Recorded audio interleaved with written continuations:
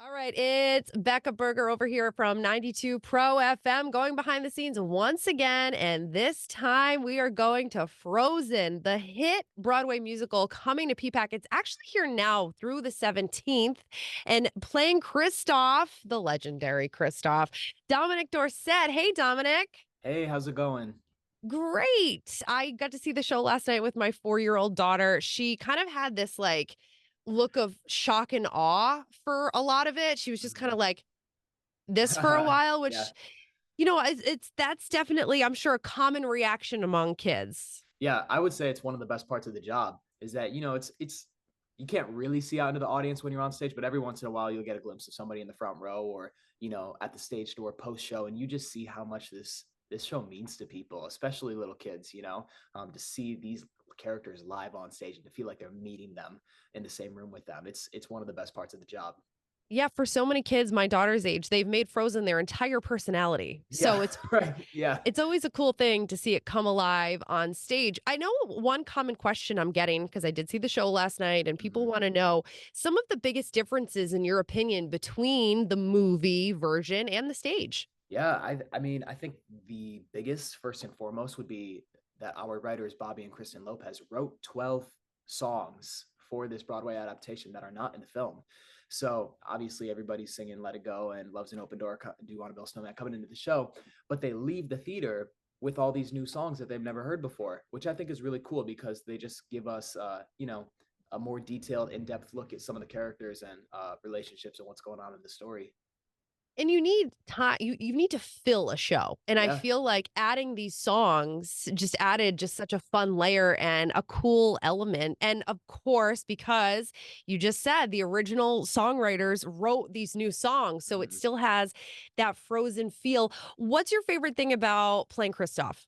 I would have to go with Sven. There are so many different answers, but Sven is that's what it is.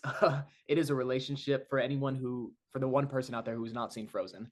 Sven is a reindeer that to put on the stage they turn it into a giant puppet. So it's a puppet created by a guy named Michael Curry. If anyone has seen The Lion King, it's the same puppet designer that did all the puppets for that.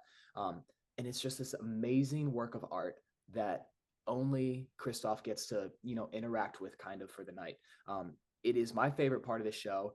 It is people will ask me like, does it feel silly, interacting with, this thing or whatever? And it really doesn't because it is so expertly designed and detailed that I'm up there and it just feels like it's the best scene partner and it feels like you're with your dog from home, and it's really nice. It's my favorite part of It was one of my the show. favorite parts too, because I just kept thinking about whoever is in there and Mhm. what their experience must be like. Yeah, I mean the two actors that split the role, they do 4 shows a week.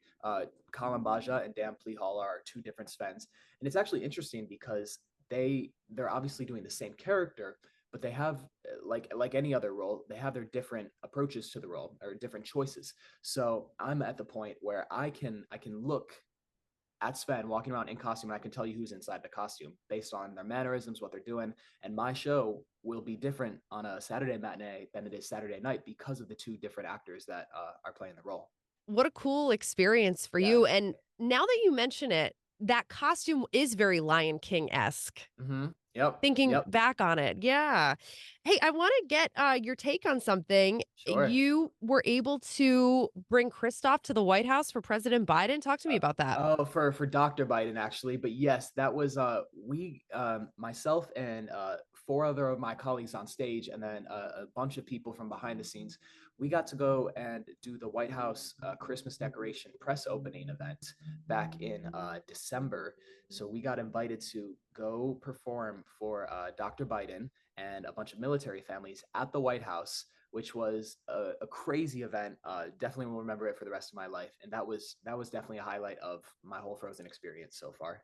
Yeah, talk about a bucket list moment. Not many Right? people can say that they were able to perform and interact with the first lady. That's what. Yeah, and I had never even really been to the White. I had never been to the White House before, so for that to be my first experience there, it's like I don't know if I can ever go back because it won't be anything like how it was then. Yeah, the expectation is Yeah, right up here. right. So were you personally from you were familiar with the Frozen Oh vibe yeah. before you took on the role and all Yeah, that? I was in middle school when the movie came out, and I remember it, it was Frozen, so everybody, even if you hadn't seen the film, you knew what it was, and you knew that the song "Let It Go" was in the movie, and you knew that people were obsessed with it, and I was right there with the rest of them. Um, I will say that like a lot of Disney movies have come out since Frozen. Frozen, came out in what 2013, and for some reason, it's like Frozen still remains the fan favorite. It seems like you've had many movies since then, and you would think that like, oh, this would be the new craze. This would be the new craze. And it's like Frozen is still the top, and I mean I just remember being there, going to see it in theaters in Michigan when it first came out, and uh, really happy, really thrilled that have an opportunity to be a part of the stage adaptation of it now. Yeah, and the whole Yeah, brand of it yeah. is but, like, to your point, I mean, there's so many generations that just keep, finding out about Frozen Hmm. and then becoming Hmm. obsessed with it. There's a reason why there's a sequel and then another one Yeah. coming out Hmm. because of the success. And just to bring it home a little bit, Frozen, right now at PPAC through the 17th, Dominic Dorset plays Kristoff. And one of my, I think, favorite parts of seeing the show, and I don't want to give away too much, but because Jennifer Lee Yes. our who is from Rhode Island, Mhm. her voiceover talking about how there's so many young theater goers or first time theater goers and Yeah. hoping that this creates a relationship between person and theater. That really got me. I was kind of Yeah. waterworks at the very beginning. I mean, I would grow up going to see every Disney musical that came through the Detroit Opera House, which is the market that is closest to where I'm from in Michigan.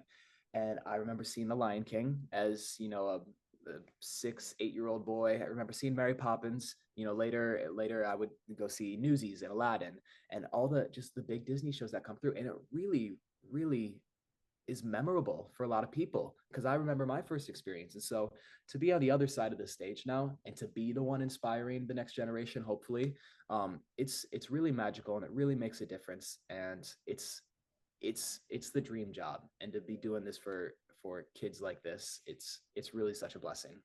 It's a full circle moment for you, I'm Yeah, sure. full circle, absolutely.